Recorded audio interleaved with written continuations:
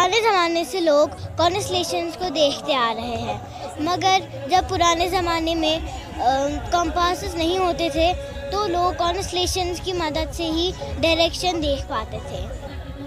अब मैं आपको कुछ इम्पोर्टेंट कॉन्स्टेलेशंस के बारे में बताना चाहती हूँ। ओराइन को हम अल-जब्बार कहते हैं, मतलब बड़ा जिसामत वाला इंसान।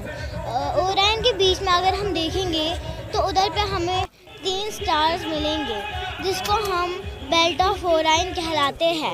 अगर हम ओराइन के साइड में देखेंगे तो हमें उधर पे बहुत सारे सितारों का झुरमुट दिखेगा जिसको हम प्लेइडीज कहते हैं, मींस 7 सिस्टर्स। हाइड्रा हमारे कॉन्स्टेलेशंस में सबसे बड़ी कॉन्स्टेलेशंस है। हम अपने आँखों से 88 कॉन्स्टेलेशंस देख सकते हैं। उर्सा मेजर एक बड़े से बालू की तरह आसमान में दिखता है। इसकी टेल जो होती है ये 7 स्टार्स को मिला के बनती है। इसकी टेल का जो टॉप वाला स्टार होता है वो हमें एक मशहूर सितारे की तरह इशारा दिखाता है जिसको हम पोलारिस कहते हैं, मतलब नॉर्थ स्टार, कुतबी सितारा। और उर्सा माइनर एक छोटे से बालू की तरह आसमान में दिखता है। इसकी टेल भी सॉस पैन जैसी दिखती है। इसकी टेल भी 7 स्टार्स को मिला के बनती है। Thank you.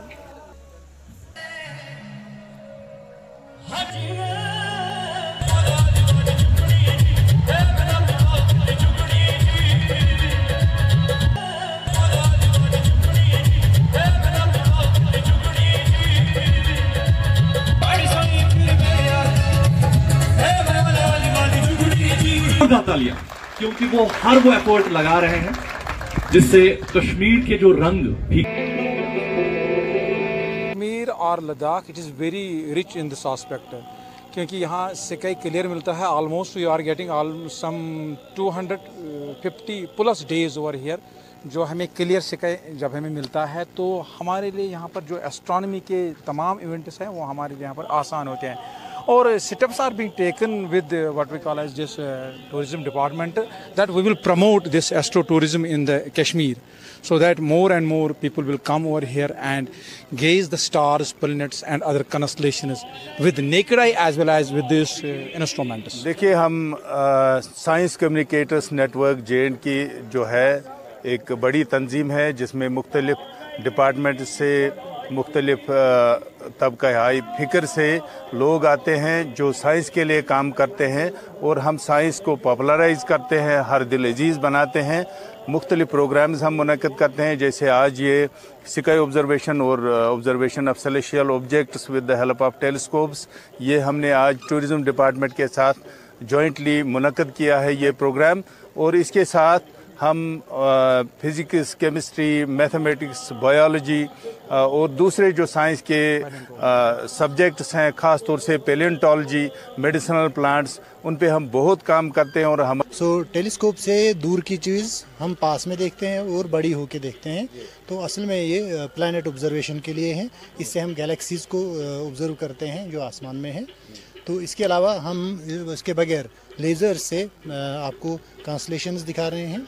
स्काई जो है पूरा आसमान 88 पार्ट्स में इसको डिस्ट्रीब्यूट किया गया है, तो उन 88 पार्ट्स को हम कॉन्स्टेलेशंस बोलते हैं। तो बहुत सारी ज़मीन पे जो चीज़ें होती है, हैवानात वगैरह, उनके साथ इन स्टार्स की शेप्स मिलती हैं, उन्हीं के हिसाब से इनका नाम दिया गया है। ज़ोडिएक कॉन्स्टेलेशंस का भी आप नाम सुना होगा आपने। वो सारी कॉन्स्टेलेशंस हम दिखाते हैं स्काई में, नाइट स्काई में। और बहुत सारे स्टार्स और उनका नाम, उनका मैग्नीट्यूड और उनके बारे में जो उनकी हिस्ट्री है उनके बारे में हम जानकारी देते हैं। इसके अलावा जो प्लैनेट्स हैं, सैयारे, वो तो पता ही है कि वो ऑलवेज मोशन में होते हैं, वो एक ही जगह स्टेशनरी नहीं होते, तो उनको भी हम ऑब्जर्व करते हैं टाइम टू टाइम। तो आजकल जो वीनस है इसको हम इवनिंग स्टार भी बोलते हैं। तो वीनस जो है आज बिल्कुल सन के साथ ही सेट होता है, तो उसको देखने की चांसेस बहुत कम है। लेकिन मार्स है और शाम के टाइम में मार्स को हम देख सकते हैं, मरकरी को हम ऑब्जर्व कर सकते हैं। और रात गए 11 बजे के बाद हम सैटर्न और जुपिटर को